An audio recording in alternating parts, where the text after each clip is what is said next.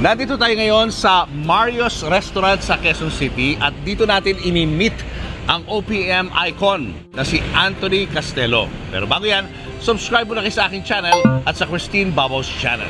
Halika na!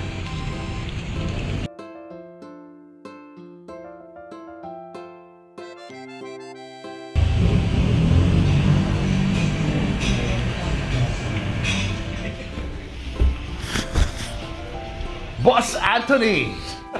Kumusta? Grabe, long time no see. Uy, uy.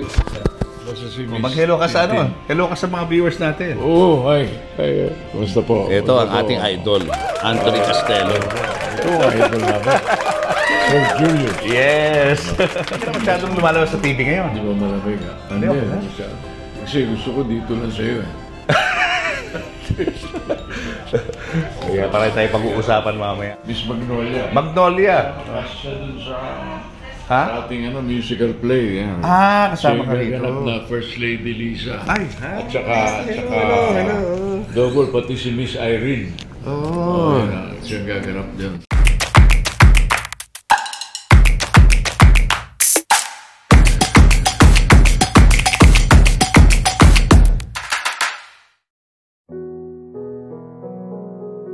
Guys, kasama na natin ang ating idol, ang King of Love Songs. Ng mga 80s at 70s.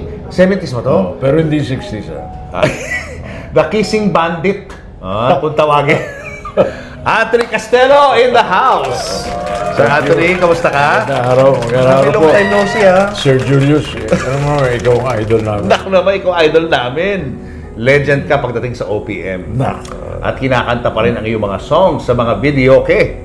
Opo. Paboritong-paborito ng ating mga kababayan. How are you now? Kamusta ang buhay mo? Okay naman po. Okay naman. Medyo masiras ngayon. Oo nga. Dati, lagi ka na rin napapanood sa TV. Medyo naglaylo ka na, no?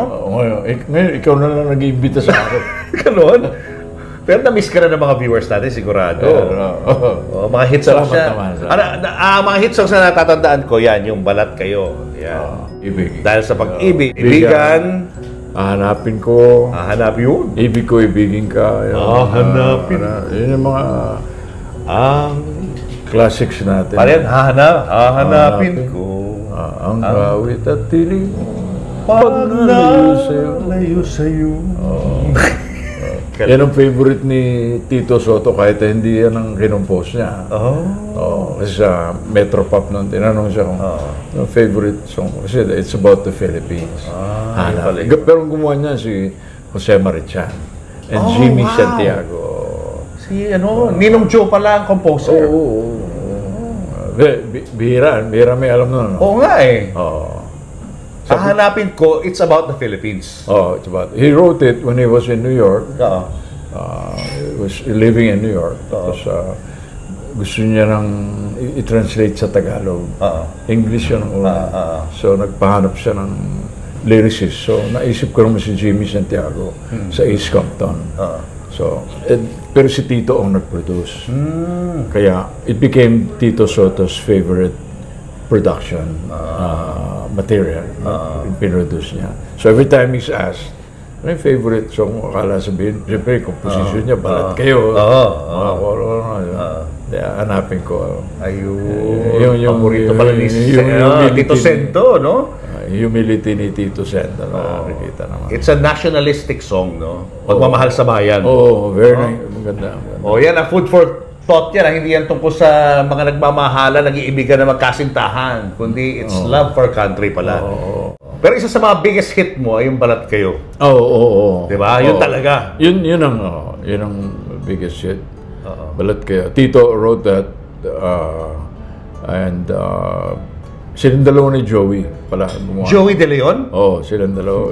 Joey. Nakwento lagi ni Tito yun nag-drive sila sa traffic, doon nila na-compose yung kanta. Galing, ano? Ang sarap pakinggan, no? Ng mga kwentong ganyan. Yung mga hindi natin alam, mga story behind the songs, no? Maganda. So, nung una pinarinig sa yun, agad? Alam mo na-sense mo ba na magiging hit siya? Hindi ko alam eh. Kasi at that time, yung si Tito, meron siyang marketing and promotional prowess. No? So, siyempre kami, singer, hindi namin alam yan. Pero siya, meron siya na-envision na yan. Siyempre, yung kaya ng first line pa lang, malakas eh. Paano ba yan? Balat kayo lahat ng buhay sa mundo. Balat kayo lahat. Balat kayo lahat ng buhay sa mundo. Balat kayo lahat. Nakangiti kahit hindi totoo. Nakangiti kahit hindi totoo. Magandang bulaklak ang siyang katulad no. Ngunit paglapit ko'y walang bango. Balat kayo pala ang pag-ibig mo na natubog lang sa ginto. Di ba yung mga words na nun, di ba? Oo, marubdob. Ganda yung, so, yan. Galing. At least na marami kang mga body of work na iiwan sa ating mga kababayan dahil sa mga songs mo. Oo naman. Na, alam mo yun, it will live forever yung mga songs Mawala man tayo sa mundong ito, yung mga contribution mo sa industriya, andyan na. Forever na yun. Di ba? Galing. Salamat naman. blessing sa atin ng Panginoon Diyos. Mabait ang Panginoon Diyos. Binibigyan kanya ng pagkakataon na magkaroon ng contribution sa lipunan. Oo. Di po ba? Oo. Ano bata ka pa, mahilig ka na kumanta? Oo. Yung lolo ko ng araw, pinapaakit daw ako. Kinakwento ng mga magulang. Dito na kami sa Morato Yan. Palagay ko sa lamesang, papakantahin na ako. Ya no estás más a mi lado, corazón. Alma solo tengo. Bien. Bata ka pa, kumakanta na ka ng ganyan?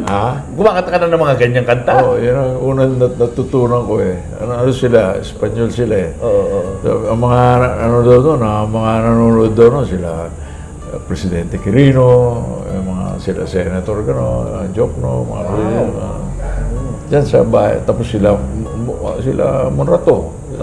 Tapat Namin. Kaya dyan, Quezon City kami talaga. Batang QC ka talaga, no? Kaya nanganak ako dyan sa Delgado Clinic. Clinic pa yun nun Delgado Clinic. June 13, 1951. Pero siyempre, wala naman naniniwala. Dahil? Pinanganak akong 1951. Pag pinakikita ko yung ID ko, yung senior ID ko, kadalasan hindi tinatanggap. Dahil hindi sila naniniwalang totoo yung ID ko. Ang hinihingi sa akin, student ID. Agree. I agree. Pero pag sila Rico Puno at saka sila Haji ang nagpakita, binapablow up pa nila yung senior ID. Senior kami, bigyan nyo kami ng discount. Hindi na nyo kailangan ipakita yan. Naniniwala na kami. Dito lang kami kay Castelo Duda. Kailangan i-produce pa niya yung birth certificate. Oh my gosh, grabe. O kaya witness nung pinanganak siya. Gano'ng katindi. Discount lang na may hinihingi mo. O yung doktor. Pati doktor. Na nagpanganak sa akin. Sabi ko, matagal nang namayapa si Dr. Jesus Delgado. Grabe, no? ano nga secret mo to looking young? Hanggang ngayon mukha kang bagets. Hindi, yun nga sinasabi nung iba, pero alam ko, binobola lang ako, pero nagpapabola naman ako. Pero tinan niyo, pag nakita niyo sa personal, si Sir Anthony mukha talagang mukhang bata dahil ang kinis ng kutis. Siguro, yung wala mga wrinkles, konti lang.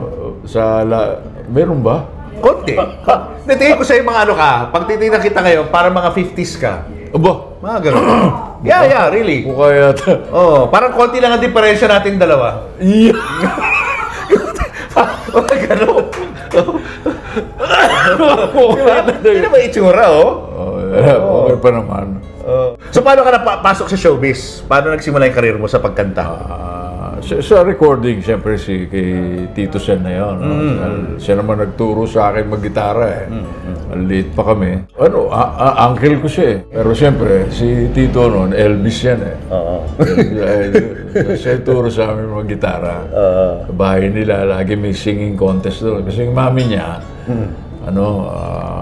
organizer yun. Doon siya nagmana lagi may contest, may kantahan. We're family of musicians, lawyers, soldiers, dancer, mga lolo namin, mga galing. So, lagi kaming entertainment. So, yung mga, pero siyempre kami, pag sumasali kami mga bata sa singing contest, siyempre kasali kami, pati yung mga tatandang mga magulang namin kasali, makanta yun, Melo Castelo, lawyer, father ko. Pagkasali kami, siyempre, lagi kami talo. Ang panalo yung matatanda. Yung mga oldies. Ang mga judges, yung mga great-grandfather. Sila yung mga hurado.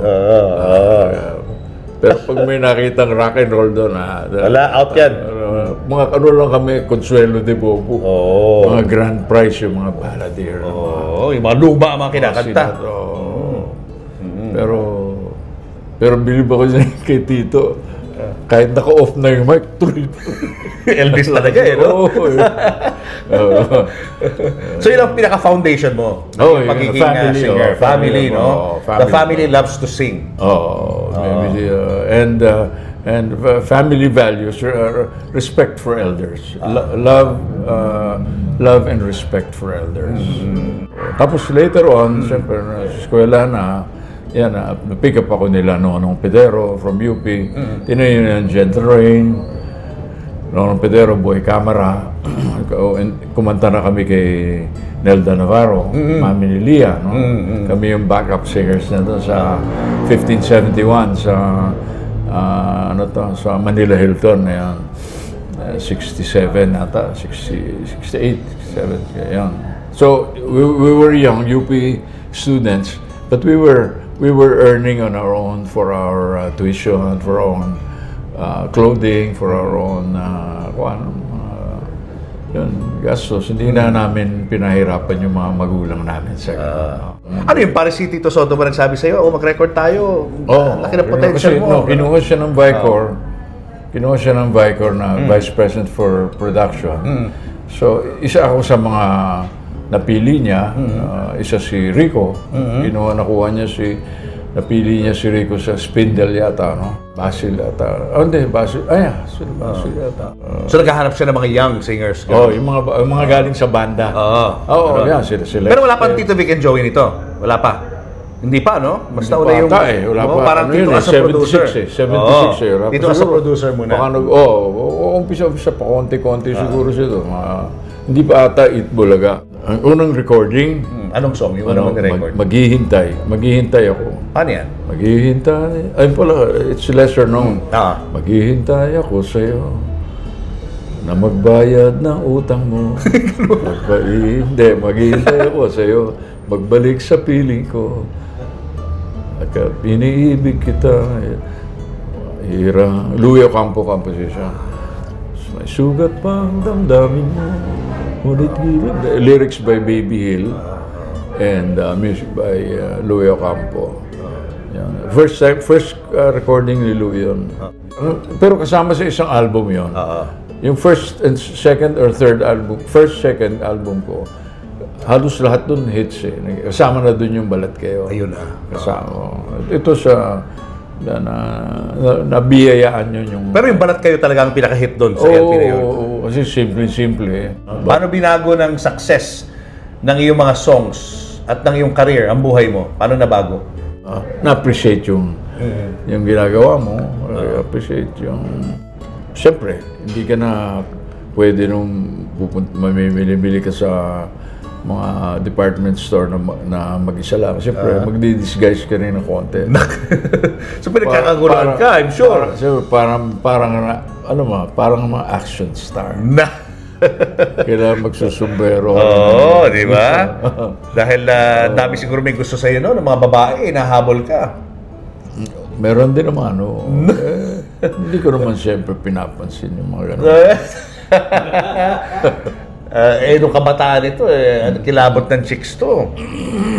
Si Haji, kilabot ng Kuleyala, si Haji. Kaya nga tinawag kang kissing bandit, di ba? Dahil nga halik ka makita mo yung reaction.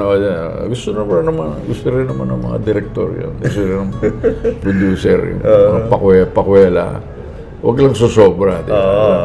Swabe lang, di ba? Oo. Na kailangan. Nag-ano ka rin, nag-artista ka rin nun. Vilma Santos daw nakasama mo. Vilma. Si Nora nakasama mo rin. Hindi. Vilma. Si Nora, sa mga TV, ano yata. TV movie. Hindi yata. Vilma Christopher, tsaka si drama. Love Triangle. Nakita ka kami ni Christopher doon sa wake ni nag-condole kami. Wake ni Nora. Pero parang hindi ako masyadong binabati. Hindi ko alam, baka galit pa rin sa akin doon sa Bakit eh? sa eksena doon sa pelikula. Ano ba eksena nyo? Magkaaway kayo ron? Siyempre, may suntukan yun. Pero hindi ko naman siya tinamaan. Hindi rin naman niya ako tinamaan. Pero hindi ko alam, baka... Hindi, biro lang. Kala ko serious. Nagpa-picture ba? At saka ang uso nun, Sir Julius, nung panahon nung sa pelikula, ang uso nun bold eh. Hindi naman ako pwede ron. Nung huli kami nakita ni Haji at namayapa na okay lang na kaibigan natin. Siya pala nagde-direct ng mga shows nila. Yung Hitmakers. So, nakita kami last year, May, birthday ni Emmy Domingo, yung booking agent namin pareho. So, sabi ko, Haji, ikaw pala nagde-direct ng show ninyo. Sabi ko, ngayong wala na si Rico, but hindi nyo kami kinukuha ni Basil Valdez. Sabi niya, baka matabunan nyo kami. sabi ko, may posibilidad ngayon. Pero paano nga kung kunin ka sa Hitmaker? Okay sa iyo? Oo, ba't hindi naman. Di ba? Dalawa nang nawala. Rico, di ba? Si Haji, kailangan ng mga poste. Diba? Para mabuo ang Hitmakers. Pwede siguro kami ni Basil. Pero siyempre si Basil serious eh. Ako pwede pa ako magkalog-kalog. Pero siyempre, with certain parameters. Ayoko naman masyadong green. Hindi ako komportable sa ganun. Kay Rico Puno lang naman yun eh. Kay Haji, okay din yun eh. Pero bagay ka nga dun. Sa Hitmakers, bagay ka dun. Namimiss ka na ng mga kababayan natin, lalo kapag tour kayo. Kaya doon, hati-hati pa kami sa talent fair yun eh. Ito, solo ko lang eh. Si Basil, solo. Pero si Basil, baka hindi pumayag sumali sa mga ganun. Ayaw niya ng mga biro-biroan eh. Seryoso siya. Minsan nga, kita kami sa Viva eh. Sabi ko kay Basil, alam mo, akala nila ako yung kumanta ng Kastilyong Buhangin. Shows, nire-request sa akin, kantahin mo naman yung Kastilyong Buhangin. So sabi ko, hindi, kanta ni Basil yun. Kaya nakita kami, Basil, akala nila, ako kumanta nung kanta mo yung Kastilyong Buhangin. Akala ko matutuwa. Sabi niya, ganun! Defensive ba? Nagalit. Basta yung reaction niya, ganun! Hindi ka ako, akala nila, pinapaliwanag ko naman kako na si Basil ang kumanta noon, hindi ako. Pero kakantahin ko yung kapiraso. Still yung buhangin, beautiful song by George Canseco. Anong kinapost si George sa'yo na kanta? Yun, yung Malayo ang tingin. Si? Wala naman tinatanong. Siya orig noon, guys, ha? Malayo ang tingin. Wala namang tinatanaw. George Canseco ang lyrics. Vic Villafuerte yung melody. Pero may intro yon, Sir Julius, na lesser known. Ang unang nag-record pala noon sa our legendary international Filipina singer, Carmen Patenya. Siya original doon? Malayo ang tingin? Kinanta niya sa either Tokyo Music Festival or somewhere, international festival. Napakaganda nung version, nung narinig ko. Ang ganda, parang ayoko na kantahin yung version namin. Version namin malumanay. Madamdamin talaga. Napakaganda. At saka may intro. Paano intro? Okay, dalas na siya ay tulala. Kausap ngunit isip niya'y wala, lagi na lang mapanglawang kanyang tingin. Ako ay halos di na mapansin. Malayo ang tingin. Wala namang tinatanaw. May pasakalya sa simula, no? May verse. Ang tawag ng araw pasakalya. Verse. Yung boses ni Miss Carmen Patay niya, talaga namang one and only. She's the only singer who knows, I think, 1,000 songs. More, maybe more. Doon pinakanta sa'yo, wala na yun? Wala na yung intro na yun? Wala na, pinakat nila dahil nga, so sa mga live ginagawa ko, pinakat dahil sabi ni Tito Sen, pag masyadong mahaba yung kanta, ililipat ng ibang stasyon. Mga araw gano'n na. Kaya kailangan, Straight to the point agad. Kagaya nung nang dahil sa pag-ibig, ganun din. Paano yun nang dahil? May intro rin yun. Kung pinatanggal niya eh. Nag-away nga sila. Compose. Sabi niya, ba't pa tinanggal intro? Hindi, pinguin mo ng permiso sa kanya. Either tanggalin natin, mag-hit yan. Isama natin, walang makakarinig ng kanta niya kasi hindi mag-hit. Sige, tanggalin mo. Kasi lilipat na. Alam niya eh, ililipat. Ganun pala noon, no? Dahil sa pag-ibig, dahil sa pag-ibig.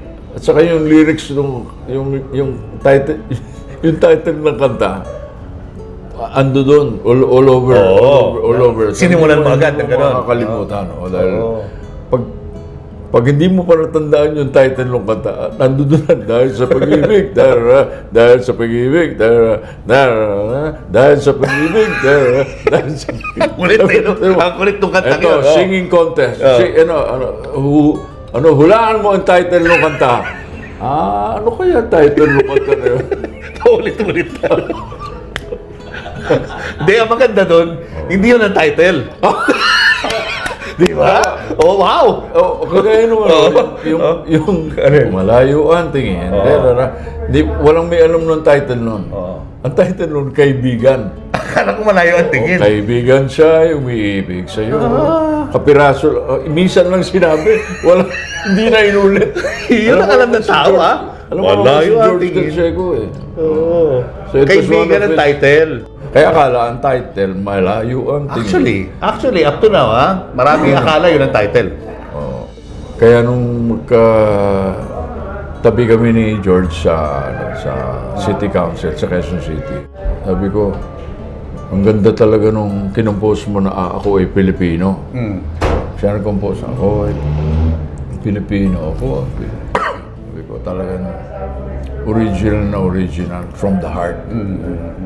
Salamat, sabi niya. Kaya lang parang ako may kawig ng konti na holiday song. Ano? Sabi ko, ako ay Pilipino, ako ay Pilipino, ako ay Pilipino, and a Happy New Year. Sinabi mo sa kanya yun? 3 linggo ako hindi kinausap din. Biro lang naman. Okay, Pilipino. Pareho yung progression. Wala naman pupuntahan eh. Doon lang. Diba? Happy New Year. Pilipino. Okay, Pilipino. Okay, Pilipino. Happy New Year. Alaskador ka rin. Hindi, nagbibiruan lang kami lagi. Pero huli kita nakita as a politician noong 2000. Wala na yun. Tumigil ka na ron. No going back. Ayaw mo na ng politika. Ito naman pag-usapan Ano ba to? Ano ba itong kinopost mo? Kasi guys, itong si Sir Anthony, meron siyang ginawang play tungkol sa mga Marcos. Ano ba itong play na ginawa mo? Kasi ito pong musical na aming na-conceive, dedication to our patroness of the arts, First Lady Imelda Marcos, na mahal na mga artistang Pilipino. Gusto namin siyang bigyan ng tribute. So, and this is inspired by the love story of Ferdinand and Imelda Marcos, based on how I know them personally, and through music, and I think we're able to show their love for each other and their love for the country, as well as their children. That's why itong play, this one will show how our present President BBM and also First Lady Lisa benefited from learning from the experience of their parents and how to serve the Filipino people from the heart. I can vouch for that. Dahil matagal ko na silang nakasama at lalo ko pa silang ginalang at minahal nung wala na sila sa pwesto, Sir Julius. Kasi, nung umalis sila ng Pilipinas, sumama kayo sa Hawaii. Sumunod po kami. Sumunod kayo sa Hawaii. At doon rin kayo tumira kasama nila? Partly, kami tumira, yung magulang ko nasa LA. Kaya, madalas ako doon. Isang buwan ako doon. Tapos, a few weeks, balik na naman ako. So, kami nag-entertain ng mga guests. So, parang naging bahagi ka ng family? Opo. Ng mga Marcos na nasa Hawaii sila? Opo. Ako, si Melda Papins, Florante, si Haji, si Rio Diaz. Ganoon. Kaya itong play na ginawa na isip ko, inimbita ko yung tinawa ko yung mga kasama natin, mga artists. Pumayag naman sila mag-volunteer. Sila Cathy Hippolito Mas, no? Si Ernie Garcia. So Ernie Garcia will play Enrile, no? And Jun Polisico will play Fidel Ramos. Saka si Gringo Nasan will play Mike Austria, yung boyfriend ni Cathy. No? So ako, for now, I'm doing the voice of President Marcos kasi nagagaya ko. Yung inuumpisa namin yung soundtrack muna eh. So ito yung I'd like to show. Ito, pinakita namin yung dito? Ano nito para bang, pinakita namin yung preview nito, pero rough preview. Tsaka si Miss Magnolia Merano who will play First Lady Lisa and Irene as well. No? Irene Marcos. So, pinakita na we had the privilege of presenting it to First Lady Imelda. Tuwan-tuwa siya. Sabi niya, you guys are so talented. Ano pa lang yun? Preview pa lang. Very rough pa lang.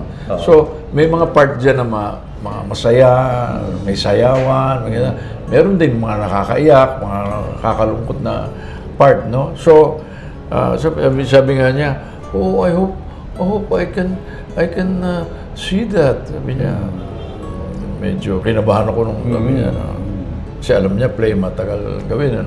Medyo nalungkot ako. Ano may yung term na sinabi niya? I hope basta parang gano'n. Medyo, I can still... sana makita ko pa, mapanood ko pa. Parang gano'n. Parang gano'n. How old is, madam? How old is Miss Marcos? 95 siya ngayon. 95 na? Wow. Pero, malakas pa siya. Pa rin. Kaya, naghahanap pa kami nung who will play Bongbong, no? Inisip namin si Bossy Rudo. No? Pero hindi pa niya alam na iimbitahin namin siya. Pero ngayon alam niya. Ngayon alam niya. Musical director namin si Mitch Morala. Yung script nito, ako rin, at saka si Ellie Matawaran. Story, akin ang galing yung story. Kasi ang basis nito, yung pagkakakilala ko sa kanila, no? Ito yung kanta na Imelda Mahal Ko. Na ang kakanta nito si Presidente Marcos, yung pero sa ngayon karakter ni President Marcos. Imelda Mahal Ko, nais kong malaman mo, ikaw ang lahat sa buhay ko. At nang sa bawat sandali ng bawat araw, ika'y ibigin ko, Imelda. Yun. Ang iyong ganda, Imelda, walang katulad dito sa lupa. Lumipas man ang panahon, ay bibihagin pa rin ng iyong ganda. Yung kanta na ito, Sir Julius, inspired by President Marcos' countless letters to First Lady Imelda that he would write every day kinukwento ni First Lady kung gaano siya kamahal talaga ni Presidente Marcos. At alam namin na mahal na mahal siya. Kasi nakita ko sa Hawaii kung talagang kaya yun ang basis nitong kanta na ito. Kaya from President Marcos' role, ito, ano to, nung anniversary nila nung last year, wedding anniversary, May 1. Kaya ngayon, Mother's Day.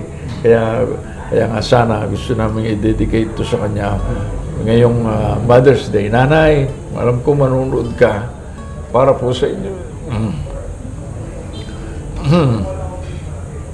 Nanay, para sa iyo to, sa inyo ni tatay.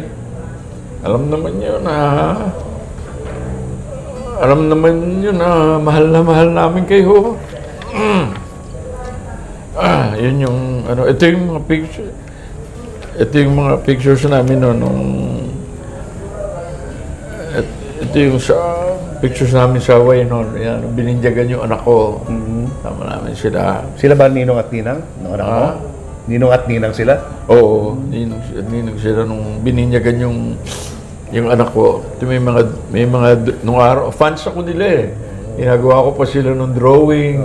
Binigay ko sa kanila yung original. Matagal na to, mga 70s pa to. Nasa kanila yung original? Oo, hindi bihirang may alam noon. Kasi I admire President Marcos very much and I learned to admire Mrs. Marcos when I saw the way she served the country. Selfless. Halos hindi natutulog. Sabi nga niya, tsaka kaya nailabas namin dun sa play ngayon, yung part na yun na although siyempre itong play siyempre fiction ito no? Pero siyempre base ito sa kung ano yung nakikita naming kaugalian nila no? Na sa lalo na nung kami sa Hawaii, kaya lalo namin silang minahal dahil nakita namin sila as ordinary people. So yung laman nitong play na to, based to sa nakita mo? Oo. So hindi siya fiction. It's actually well, siyempre, real life. No? Totoo, that's true. Di ba? Oo, tama. Based on how you saw them. Yes. Ano mga na-witness mo nung time na yun? Yes, inspired. So, ang kaya ko lang nasabi fiction, siyempre may mga kanta, turn into a song. Saka may mga, siyempre mayroong creative freedom doon, sa writer's freedom, may konting para mas maging exciting o nakakatawa. Kasi, pero nung araw pa kasi, ayun pa, magkakilala na si Presidente Marcos at saka ang lolo ko. Ang lolo ko, Secretary of Justice nung araw. Gumawa siya ng dedications. Dedicated to Anthony, grandson of Secretary Castello, whom I respect. Napakaganda. Ito mga heartfelt, kaya ito sa Hawaii, yung nagpe-petition kami na maibalik na sila. Akala namin kasi 3 buwan lang kami noon. Kaya yung mga maleta namin naka-impake lagi. Ngayon pala, aabuti ng 86 to 80. Ako, nakabalik ako, 92 na o 94. Si First Lady, sila bang nakabalik 92 na. Pero kami, ako 94 yata. So si BBM, how is he like kapag nandun lang, ordinaryong tao lang? Paano? Oo, simple lang siya. Paano si BBM? Si BBM may pagkamahiyain eh. Mahiyain siya. So, pag mga kantahan, doon siya, di siya masyadong nakikihalubilo sa mga usapan ng politika, mga gano'n. Barkada niya lagi yan si Haji, si Florante. Kantahan, yan. Ako rin, makakasama ko rin sila. Pero ako kasi, kasama ko ang daddy ko, father ko na abogado, na laging kausap ni Presidente Marcos. So, lagi kami, so nandun ako, siyempre. So, gumaganon-ganon ka? Oo. Pero mas madali, tapos si First Lady, ganyan. Kaya masaya naman kami, no? Masaya naman. Na kahit sa Hawaii kayo malayo kayo. Sabi nga ni BBM, na papasalamat siya na mayroong mga artist na nagmamahal sa kanila. At nakasama nila nung panahon na yan. Kaya 36 years silang nahirapan Sir Julius So, wag mong sabihin sa akin na hindi makikita ni BBM kung gaano ang paghihirap ng kanyang magulang. wala namang nangyayari na hindi pinahintulutan ng Panginoon Diyos. Sino bang mag-aakala na mga Marcos makakabalik? Di ba? After 36 years. Pero nahon. Bongbong was honed. He saw the sufferings of our country. He saw the sufferings of his parents. Natutunan niya ito. He was humbled. He was humbled. Ito gusto ko malaman sa iyo kasi insider ka eh. So, ano mga nakita mo sa kanya nung time na umalis siya ng bansa at nasa Hawaii? He was ashamed. Kasi sabi niya, one time, but don't worry, sabi niya, the time will come when the Marcos name will be fashionable again. Sabi niya yun sa'yo? The time will come when the name Marcos will become fashionable again. Ano siya? Very... Hindi niya pinapakita na ano? Hindi niya pinapakita, restrained. Tapos, siyempre, he missed the Philippines. Dearly.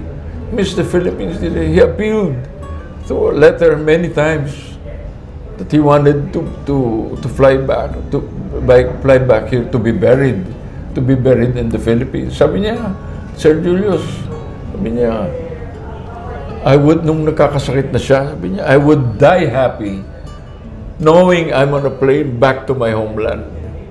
I would die happy knowing I'm on a plane back, headed for my homeland. Yun lang ang kanyang inihiling. Bongbong is like is a combination of his father, the strong leader, strong decisive leader as his father, and with the heart of his mother. Heart for the poor and the less fortunate. Kaya ang aking paniwala, buong paniwala, it has been predestined. Bongbong was predestined to lead our country in this time of its point in our history of the Philippines. Kasi ito yung napakadelikadong parte ngayon na pwede talaga tayong dito magsimula ang World War III. So kaya andyan yan yung mga desisyon na napakahalaga. At saka andyan na din yung andyan na rin yung maisakatuparan yung talagang kaya nga sabi sa Presidente Marcos, sabi niya na sa tulong at awa ng Panginoon Diyos ay magtatagumpay ka. Magiging mahusay kang Pangulo. Palalakasin mo ang ating armed forces, palalakasin mo ang ekonomiya ng Pilipinas, at magtatagumpay ka. At lahat ng aking pinangarap para sa ating bansa, ikaw ang magpapatuloy at tatapusin mo. Yung sinimulan ko ay tatapusin mo. So, dyan na pumapasok yung fiction na binabanggit mo. Oo, yung mga Because wala naman talagang nangyari gano'n.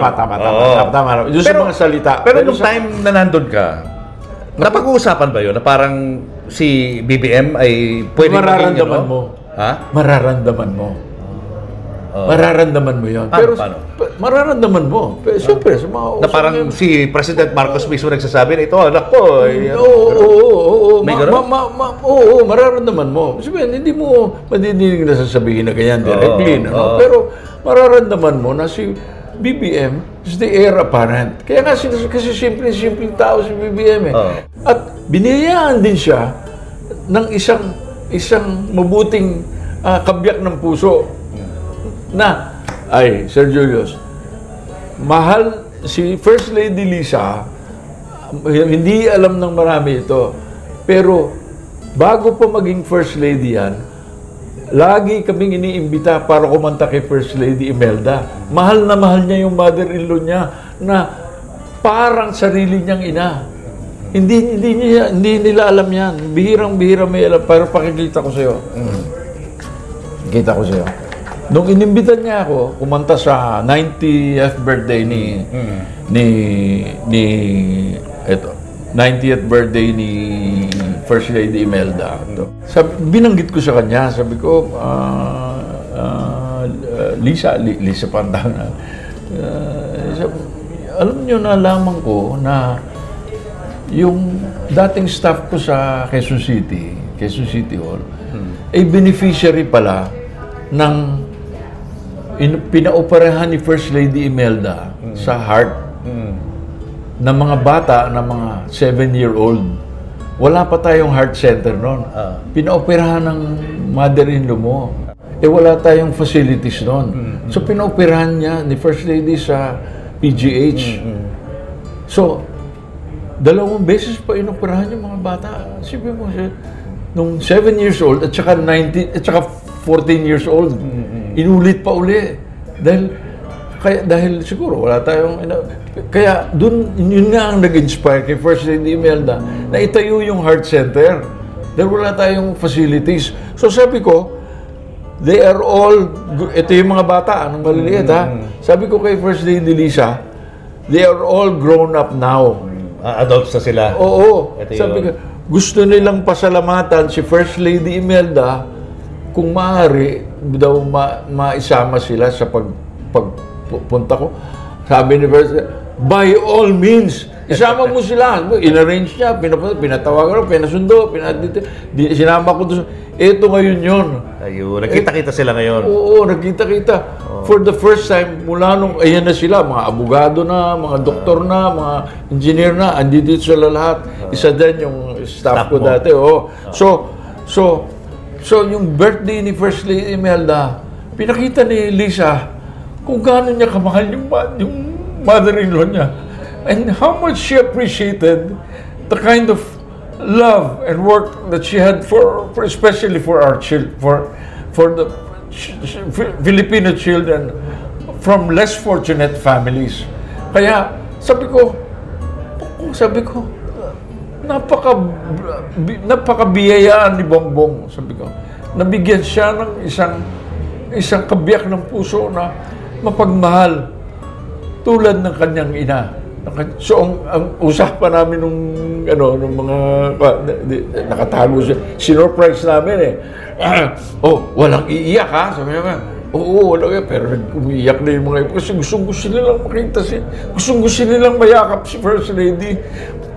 Mahal na mahal nila. Sabi ko, ay nako, Sir Julius, nung tinawag ko na isang ganon, walang ginawa ko hindi mag-iyak. Iyak ka. Tapos, iyak talaga yun. In-announce ko si First Lady. Gumunan si First Lady Imelda. Yung tuwa niya, na nakita niya yung kanyang tinulungan ng mga batang maliliit. 7 years old, 14 years old. Nandun sa harap niya para pasalamatan siya sa kanyang 90th birthday. Isipin mo, tumayong gano'n. Tumayo. Pumunta doon sa stage. Ito, she made an effort to, pero siyempre, hindi pa naman siya naka-wheelchair noon no? Sabi niya, ginulat niyo ako, sabi niya, you surprised me, miyak siya, iyakapan sila ni Lakira, ito yung tapos na mag-iyakan, tapos si First Lady Lisa, nandun lang sa isang corner, okay siya, papaiyak siya, pero nakikita mo kung paano niya gustong pasayahin yung kanyang mother-in-law. Sabi ko, biniyayaan talaga ng Panginoon Diyos si BBM. Binigay sa kanya isang mabuti. Kaya nakita mo ngayon, on her own, meron siya mga love. Kaya pala, meron siya yung mga love for all, yung mga nagche-check up ng mga sakit, may mobile, yung umiikot sa buong Pilipinas. Wala tayong ganun dati. So, I'm sure she was inspired by her mother-in-law. Kasi yun ang ni First Lady, di ba? Kidney Center, tayo ni First Lady.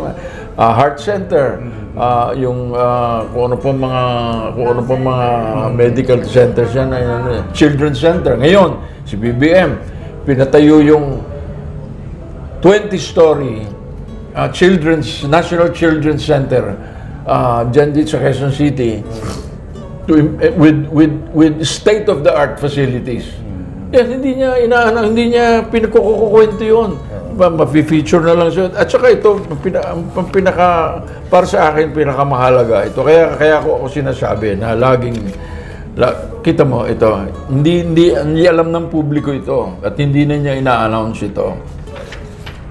Na tuwing Sabado, meron siyang at yung kanyang cabinet, meron silang spiritual session and planning session na ginagawa nila. Kasama niya ang kanyang cabinet. Yan.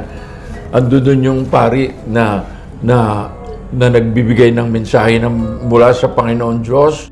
Yung kanilang mga planning sessions is spiritually inspired. Nando ka ba nung namatay yung mga huling sandali ni President Marcos sa Hawaii? Wala ako ron personally. Nasa telepono lang kami. Kailan mo siya huling nakita buhay? Yung huling ko siya nakita, mga 1988. Anong conversation yun? Medyo sakitin na siya. Siyempre masaya kami, kantahan laging di ba? Laging pinapasaya namin sila. Pero siyempre, nakikita ko rin na medyo na siya, mihina na rin. Isip mo, kami mga sino-sino lang nandun. Mga artists, kami lang. Wala naman mga guest doon ng mga mayaman o mga ordinaryong tao lang. Ordinary kami. Isip mo, sinabihan kami. Ipangako nyo ito. Pag may nangyari sa akin, huwag ninyong pababayaan si nanay niyo at ang aking mga anak. Saka kinabahan ako.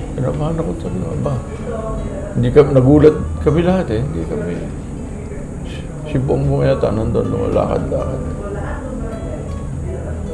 Pero kinabahan ako doon, Sir Julius. Baka may ano na siya. May nararamdaman na siya na I will tell, if you allow me to tell you two short stories, very intimate, about President Marcos, that maybe people would learn about this for the first time and learn who President Marcos is as a person, who I ended up respecting and loving so dearly. Binindigan yung bata, si Marco. Ito, binindigan yung anak ko. Ito yung araw na yan. Ito si Marco. Yan, Ngayon, sabi naman ni First Lady, tabi ka doon sa tabi ni Presidente. Sa kabisera siya.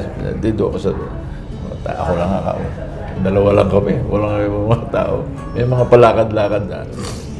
Sabi ni Presidente Marco, ano ba itong, ano ba itong balita na kinakantsawan ka na ng ating mga kasama tungkol doon sa pangalan ng anak mo? Sabi ko, sir, dahil sabi nila, tungkol doon sa pangalan ng anak ko, ba't daw Marco ang ipinangalan ko? At hindi ko daw pinangalan sa inyo ni First Lady tulad ng Fermel. Sabi ni Presidente Marcos, bakit nga hindi mo ginawang Fermel na akong pangalan? Sir, sabi ko, lahat ng mga bata pinanganak sa Pilipinas, puro Fermel na ang pangalan. At saka, kaya ko inisip yung sa apelyido nyo, kaya Marco. Dahil pagdating ng panahon, ang maaalala ng tao, yung apelyido nyo. Parang sila Kennedy, Quezon, Lincoln. Yan ang matatanda. Hindi yung tsaka yung first name, may kakumpetensya pa kayo doon. Si Ferdinand Magellan. Sabi niya, mukhang magandang ideya yun.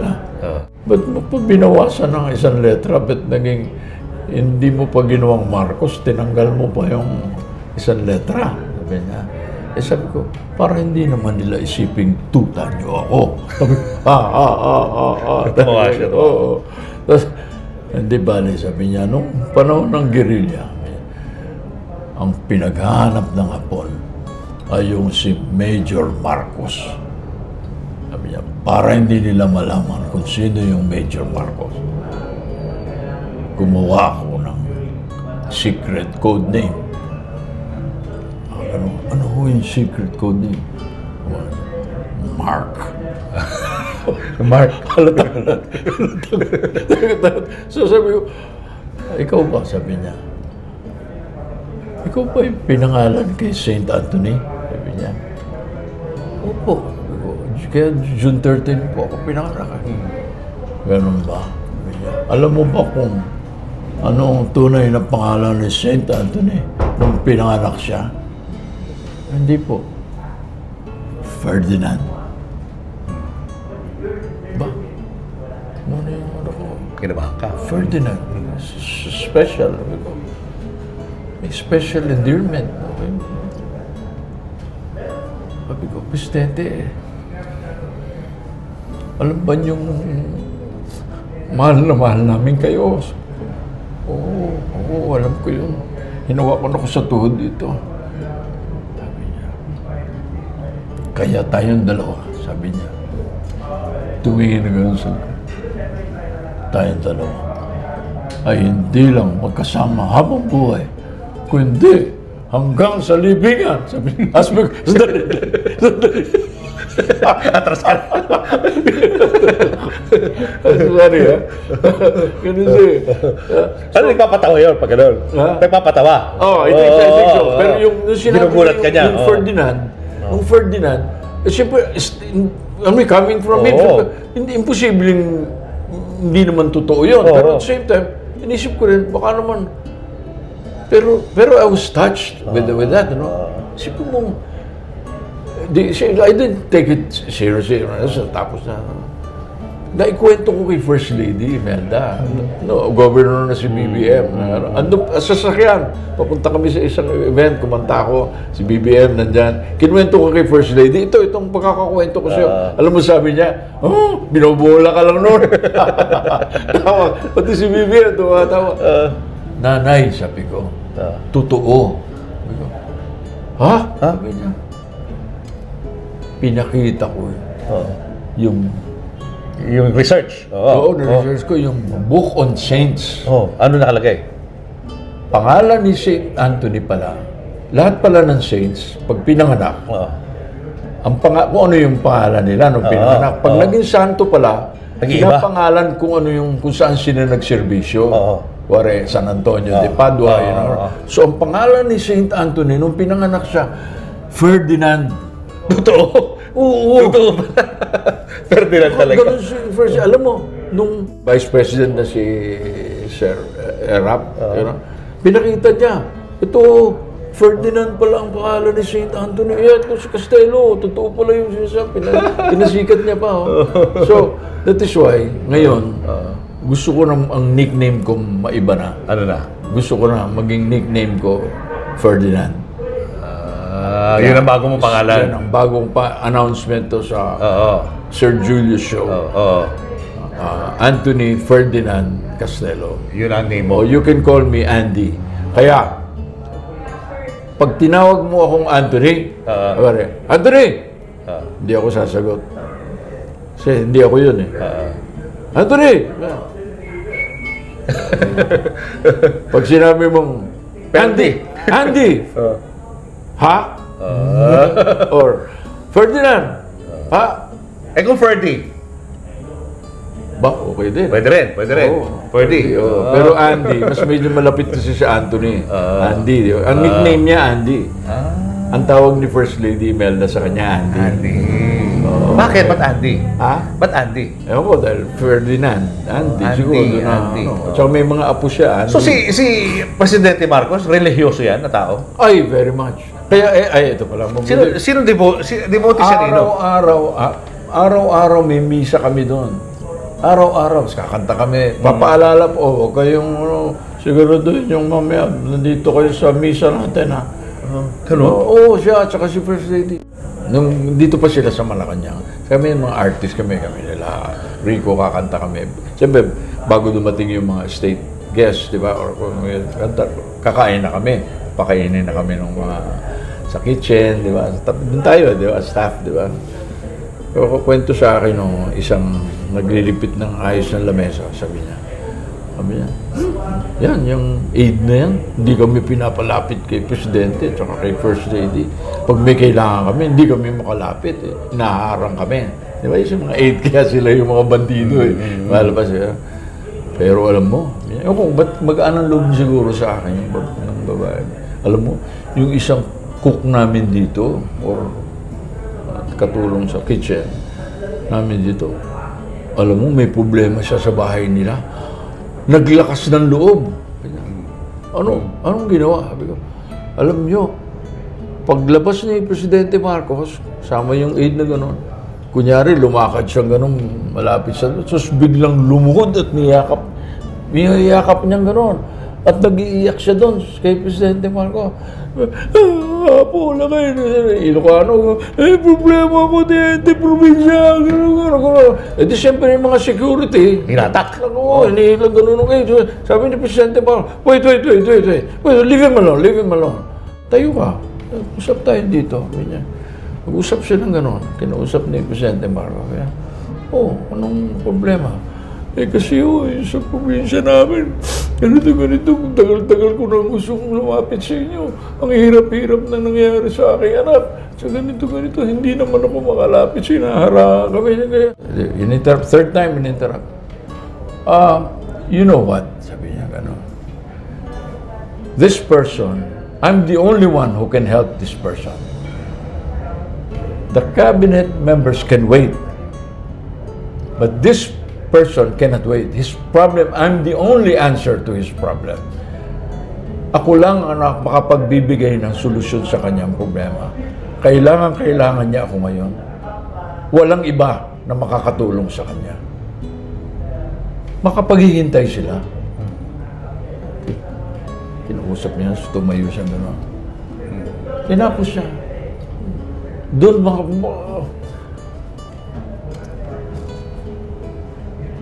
doon makikita ang puso ni Presidente Marcos sa pagmamahal niya sa ating bansa.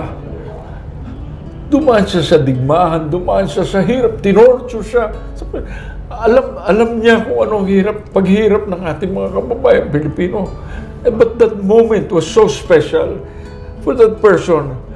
He was the only one who could, sabi nga niya, siya lang ang makakapagbigay ng solusyon sa problema ng isang tao na yan. Sila makapaghihintay sila. So, yan ang puso ni Presidente Marcos. Kaya, noong bago pa kami mapunta sa Hawaii, narinig ko na yung story, alam ko na ang puso ni Presidente Marcos. Kaya nung nakaharap ko siyang personal na gano'n, alam ko na siya, kilala ko na siya. Kailan ba lalabas itong play na to? Kailan mo planong ilabas yan para mapanood ng mga tao?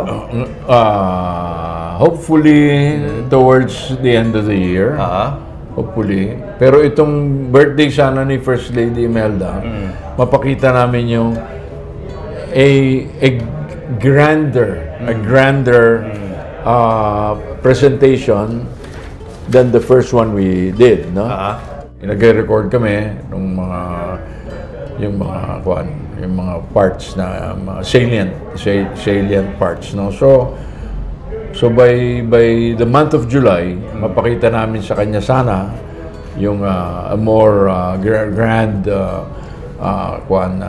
excerpt of Imelda, Mahal Kita, no? And towards the end of the year, sana ma-accomplish namin lahat ito. As soon as we're able to, with the help of baka may mga sponsors diyan, pwede din tumulong sa atin ng konti. Pero nakakayanan naman namin on our own. Kasi Sir Julius, ang para sa amin kasi, this is our gift. The cast na to. This is our gift to First Lady Imelda in appreciation of her efforts to uplift culture and arts. Sabi nga niya noon, culture is the heart and soul of a nation. Sabi niya. So, in appreciation of her works and her love for the culture and arts, we would like to gift her with this. Para sa amin, Sir Julius, siya lang ang audience dito. Kahit siya lang ang nag-iisa doon na nakaupo. Pinapanood dito. This is only for her. Sa July to. Balak niyo parinig sa kanya, papanood sa kanya. Opo. Kung nanonood sa atin ngayon, dahil Mother's Day na, ano gusto mo sabihin kay Mrs. Marcos? Oh, nanay, ito yung nanay, ito yung sinumulan nito, itong awitin nito na sinulat ko doon pa sa nandun pa tayo sa US, sa Hawaii. Inspired by the love letters of tatay to you na pinapakita niyo sa amin lagi. Lagi niyong binabasa para sa amin. At nakita namin kung gaano ka kamahal ni tatay. Kaya ito po ay binubuo namin dahil sa aming pagmamahal sa iyo. At sa tulong ng programa ni Sir Julius na itong Mother's Day at katatapos lang po ng inyong anniversary, wedding anniversary noong May 1 at ito mga Mother's Day, this is our gift to you. This musical, Imelda, Mahal Kita, from the artist who loves you dearly. Artist who loves you dearly. And also this will include, by the way pala, nakalimutan ko sabihin, Sir Julius, na nag-volunteer din nga pala yung mga yung mga na-operahan na ng mga nagpe-perform sila noon noon sa Heart Center. Sila yung they were the face of the Heart Center. Nanay, sila po ay magpe-perform din kasama sa nakast sa ating Imelda, Mahal Kita, dahil mahal namin kayo. God bless you, Nanay. God bless you. And Happy Mother's Day. Ayan. Happy Mother's Day po. At Happy Mother's Day sa lahat ng mga nanay na nanonood sa atin ngayon.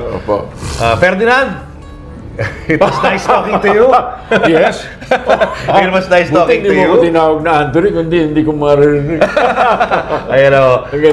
Thank you so much sa iyong mga kwento. Anthony Ferdinand Castelo. Yun. Yan ang kanyang pangalan. Salamat po. There, teammates! Welcome to another new upload. At kasama ko na ngayon ay may K na K talaga. Mga kaawit bahay, isa ring magaling na komedyante ang featured ko sa aking vlog. Nagbabalik na naman sa TV sa pamamagitan ng isang show na nakasanayan na nating lahat. Kailangan pa ba ng ng introduction? Ito na nga, nasa tabi ko na nga siya. Miss K. Rosta! Hello po! Hello po! Mga te! O ito na nga, kasi K, ang aking vlog, patok pagdating sa mga bag raid. Alam mo yung mga subscribers ko, mahilig talaga magbarites ko. Ano ba naman ang mga bag ng mga artista? Kaya, ito na. Hindi ako naglinis. Ito na po, ang unfiltered na bag of the day ni Miss K, na kinuha lang niya. Pero ano mo ng history ng bag na to? Ayan, hindi ko yung bayad. Joke lang. Nung young? pandemic, nakatitignan ko sa kanila. Ano na? Sabi ko sa mga bags, ano to? Makakain ko ba kayo? Charot. Baka sabihin nila Birkin to, hindi Doon mo na Saint Laurent.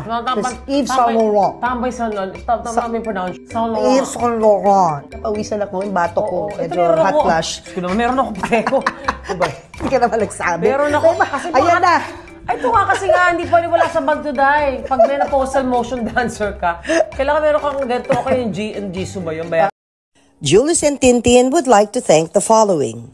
Pure Gold, always panalo. David Salon, wherever you are, whatever you do, David Salon brings out the best in you.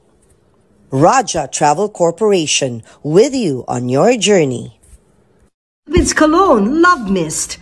To order, message TonyBBabaw@gmail.com.